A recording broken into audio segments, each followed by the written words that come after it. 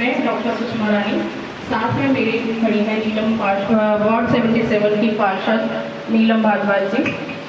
आज हम महानगर गाजियाबाद के अध्यक्ष मयंक गोयल जी के आह्वान पर, वसुंधरा मंडल के अध्यक्ष विनीत त्यागी जी के आह्वान पर वार्ड 77 वैशाली में एकत्रित हुए हैं डॉक्टर श्यामा प्रसाद मुखर्जी की पुण्यतिथि मनाने के लिए। तो सबसे पहले आइए जान लेते हैं उनका जीवन परिचय, क्या उनका जीवन है और क्या उन्होंने कार्य किए हैं। जो उनका जन्म है 6 जुलाई को हुआ था, कोलकाता में हुआ था और वो एक चिंतक थे और भारतीय जनता पार्टी के संस्थापक हैं वो,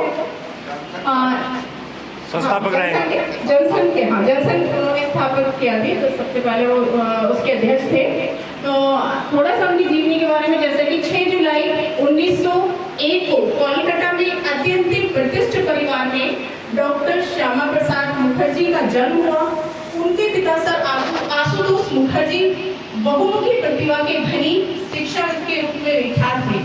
डॉक्टर मुखर्जी ने 1917 में मैट्रिक किया और 1921 में बीए की उपाधि हुई। 1923 में अर्जित करने के पश्चात वे विदेश चले गए और 1926 में इंग्लैंड में बैरिस्टर बनकर स्वदेश लौटे। अपने पिता का अनुसरण करते हुए अल्पायु में ही विद्या अर्जन के क्षेत्र में उल्लेखनीय सफलता अर्जित की। 33 वर्ष की अल्पायु में कलकत्ता विश्वविद्यालय के कुलपति बने। इस पद पर नियुक्ति पाने वाले वे सबसे कम आयु के कुलपति, एक विचारक, प्रखर शिक्षाविद के रूप में उनकी उपलब्धियां और ख्याति निरंतर आगे बढ़ती रही। और यहाँ पर ये सब प्राप्त करने के बाद उनका जो राजनीतिक जीवन है, थोड़ा सा उनका राजनीतिक जीवन भी जानेंगे। डॉक्टर श्यामा प्रसाद मुखर्जी ने स्वच्छता का अलग जगाने के उद्देश्य से राजनीति में प्रवेश किया। डॉक्टर मुखर्जी सच्चे अर्थों में मानवता के उपासक और सिद्धांतवादी थे। उन्होंने बहुत से गैर कांग्रेसी हिंदुओं की मदद से प्रसिद्ध प्रजा पार्टी से मिलकर प्रगतिशील गठबंधन का निर्माण किया। इस सरकार में वे विदेश मंत्री बने। इस समय वे सावरकर जी के राष्ट्रवाद के प्रति आकर्षित हुए और हिंदू महासभा में सम्मिलित हुए। तो यहाँ पर अभी हमने राजनीतिक बहुत सारे उन्होंने कार्य किए। मुस्लिम लीग में उन्होंने कार्य किए। जो आपका ये था हमारा जो संविधान है, उन्होंने संविधान के ऊपर भी कार्य किए। तो यहाँ आगे उन्होंने देखिए मुस्लिम लीग है। मुस्लिम लीग जो राजनीति से बंगाल का वातावरण दूषित हो रहा था, वहाँ सांप्रदायिकता विभाजन की नौबत आ रही थी। सांप्रदायिकता के लोग ब्रिटिश सरकार पर प्रोत्साहित कर रही थी। ऐसी विषम परिस्थितियों में उन्होंने यह सुनिश्चित करने का बीड़ा उठाया कि बंगाल के हिंदुओं की उपेक्षा में हो। अपनी विशिष्ट रणनीति से उन्होंने बंगाल के विभाजन के मुस्लिम लीग के प्रयासों को पूरी तरह से नाकाम कर दिया। 1942 में ब्रिटिश सरकार ने विभिन्न राजनीतिक दलों के छोटे बड़े सभी नेताओं को जेलों में डाल दिया। डॉक्टर मुखर्जी इस धारणा के प्रबल समर्थक थे कि सांस्कृतिक दृष्टि से हम सब एक हैं, इसीलिए धर्म के आधार पर वे विभाजन के कट्टर विरोधी थे।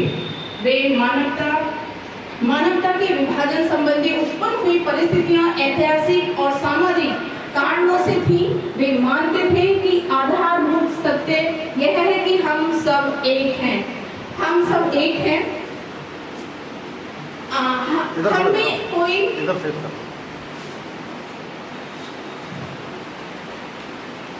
हम सब एक हैं, इसीलिए धर्म के आधार पर वे विभाजन के कट्टर विरोधी थे। वे मानते थे कि विभाजन संबंधी उत्पन्न हुई परिस्थितियां ऐतिहासिक और सामाजिक कारणों से थी। वे मानते थे कि आधारभूत सत्य यह है कि हम सब एक हैं। हम में कोई अंतर नहीं है, हम सब एक ही रक्त के हैं, एक ही भाषा के हैं, एक ही संस्कृति और एक ही हमारी विरासत है। परंतु उनके विचारों को अन्य राजनीतिक दल के तत्कालीन नेताओं ने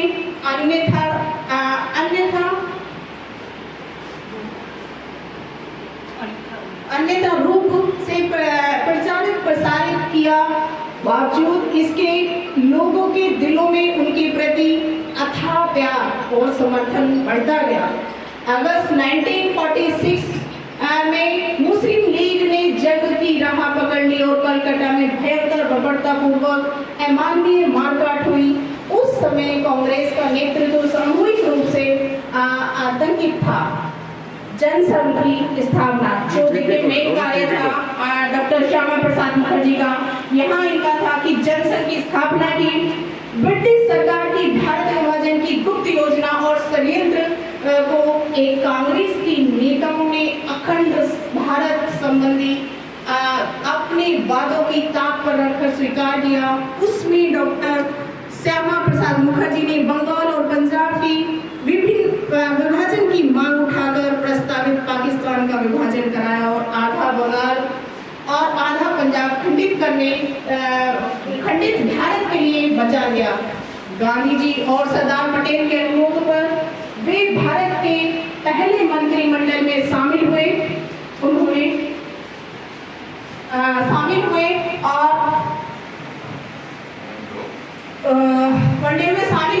उद्योग जैसे महत्वपूर्ण विभाग की जिम्मेदारी सौंपी गई। संविधान सभा और प्रांतीय संसद के सदस्य और केंद्रीय मंत्री के नाते उन्होंने शीघ्र ही अपना विशिष्ट स्थान बना लिया, किंतु उनके राष्ट्रवादी चिंतन के चलते वे अन्य नेताओं से मतभेद बराबर बने रहे।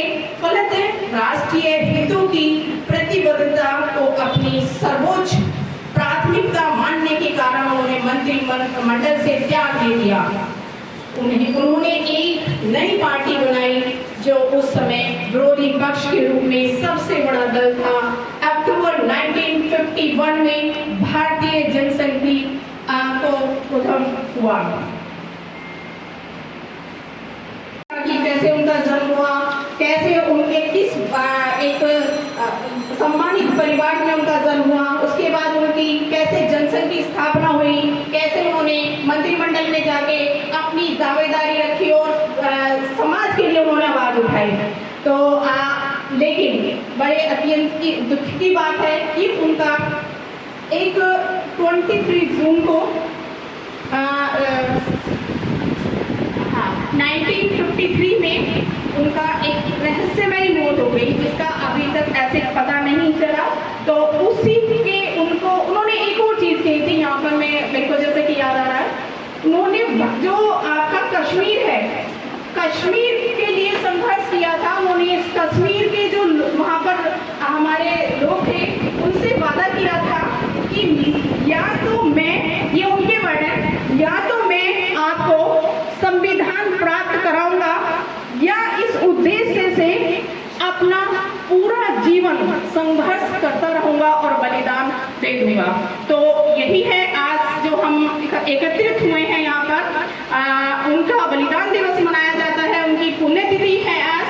और अब हम सभी उनको श्रद्धांजलि अर्पित करेंगे यहाँ पर। तो आइए सभी बारी बारी से हम यहाँ पे पुष्प अर्पित करते हैं उनको और अपना श्रद्धांजलि।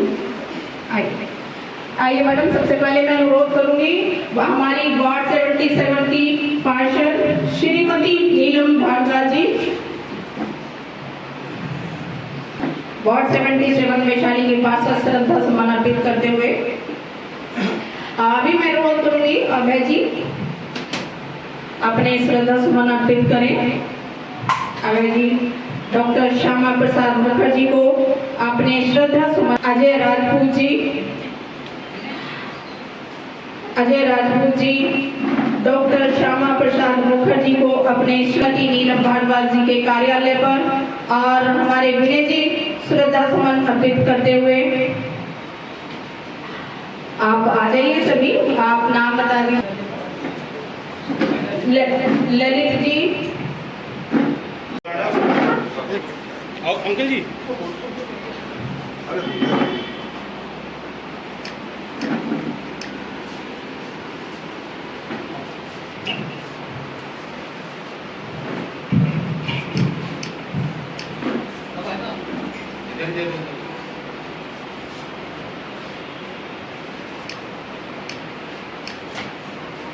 हमारे उत्तर प्रदेश प्रभारी नीति एवं शोध विभाग डॉक्टर सुषमा रानी जी श्रद्धा सुमन पुष्प अर्पित करते हुए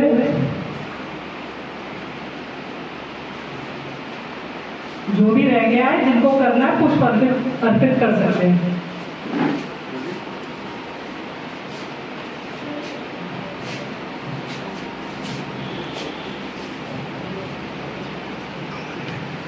doctor Shyama Prasad Mukherjee, doctor Shyama Prasad Mukherjee, doctor Shyama Prasad Mukherjee, doctor Shyama Prasad Mukherjee, Bharatiya Janata party,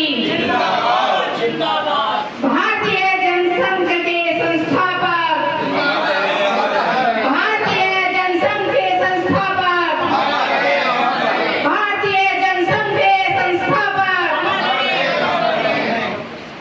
doctor Shyama Prasad Mukherjee, doctor Shyama Prasad Mukherjee, doctor Shyama Prasad Mukherjee. सभी यहाँ पर आए और सभी ने अपने श्रद्धा सुमन अर्पित किए। सभी आपको बहुत बहुत दिल की हार्दिक गहराइयों से बहुत बहुत धन्यवाद। सभी का आपका आभार।